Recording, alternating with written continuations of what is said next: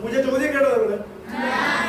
ലഹരി ഉപയോഗിക്കപ്പെടുകയോ കടത്തുകയോ ചെയ്യപ്പെട്ട് പോലീസ് പിടിക്കപ്പെടുന്നവരെ നമ്മൾ എന്താണ് ചെയ്യുന്നത് എന്നുള്ളതാണ്. അവരെ നല്ല തിരികെ അവരുടെ ജീവിതത്തിലേക്ക് തിരികെ കൊണ്ടുവരാൻ വേണ്ടി എന്ത് നടപടി എടുക്കാൻ പറ്റും, അതോ അവരെ ജയിലിലേക്ക് അയക്കുമോ എന്നുള്ളതാണ്. അപ്പൊ 1985 ഉണ്ടാക്കിയ ഒരു നിയമമുണ്ട്, നാർക്കോട്ടിക് സബ്സ്റ്റൻസ് പ്രിവെൻഷൻ ആക്ട് എന്ന് പറയുന്ന NDPS ആക്ട് എന്ന് പറയുന്ന ആക്ട് പ്രകാരമാണ് ഇത്തരത്തിലുള്ള കേസുകളെല്ലാം എടുക്കുന്നത്.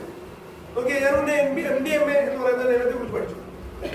0.5 ഗ്രാം, 0.5 എന്ന് പറഞ്ഞാൽ നമ്മുടെ കണ്ണിന് കാണാൻ പറ്റുന്ന ഏറ്റവും ചെറിയ കണിയാണ്.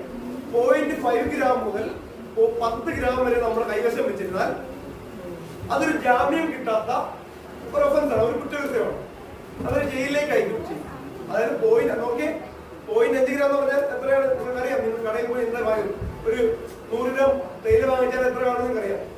0.5 ഗ്രാം മുതൽ നമ്മൾ കൈവശം വെച്ചാൽ തന്നെ അത് കുറ്റകൃത്യമാണ്. 10 ഗ്രാം മുതൽ മുകളിലേക്ക് 50 ഗ്രാം വരെ നമ്മൾ ഈ MDMA എന്ന് പറയുന്ന സാധനം കൈവശം വെച്ചാൽ അത് കൊമേഴ്സ്യൽ ക്വാണ്ടിറ്റി പ്രകാരമുള്ള കുറ്റകൃത്യം. അതായത് 20 കിലോ കഞ്ചാവ് കൈവശം വെക്കുന്നത് തുല്യമാണ് ഇത് കൈവശം വെക്കുന്നത്. ഈ MDMA രാസലഹരി ഒത്തിരി ക്ലാസിഫിക്കേഷൻ ഉണ്ട്. ഞാൻ പെട്ടെന്ന് നിങ്ങൾക്ക് അറിയാവുന്ന ഒരു ലഹരി കുറിച്ച് പറയാണ്. MDMA എന്ന് പറയുന്ന മെത്തലിൻ ഡയോക്സി മെത്താമിൻ, നിങ്ങളിപ്പോ മുന്നേ പറഞ്ഞു. അപ്പൊ 50 ഗ്രാം അതിന് മുകളിലോട്ട് വെച്ചാൽ അത് മീഡിയം ക്വാണ്ടിറ്റി, അത് കഴിഞ്ഞ് 20 വർഷത്തിന് മുകളിൽ